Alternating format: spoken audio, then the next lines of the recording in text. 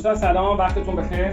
دستگاه جیمبالی M27 یا فایما، یعنی اصطلاحاً فایما یا جیمبالی M27، کارخونه مشترک جیمبالی M27. جیمبالی و فایما کارخونه مشترک.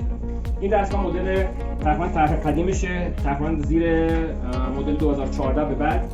میخوایم برای شما پروگرام امشب اوکی کنیم، به شما یاد بدیم. آقا کلید پروگرام شما چند ثانیه، 30 ثانیه نگه می‌دارین. دستگاه در حالت روشن.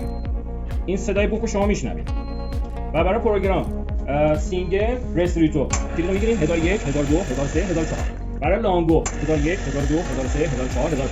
این تمام کلیدها به همین شکل سیو میشه و وقتی که این کار انجام دادین کلید پروگرام رو چند ثانیه نگه می‌دارین، این صدای بوق ممتد قطع میشه. وقتی قطع شد 1001 1002 1003 1004 1001 1002 1003 1004 1005. اوکی. این پروگرام دستگاه جیمبالی M23 یا فایما یا جیمبالی M27 طرح قدیم. موفق باشید دوستان.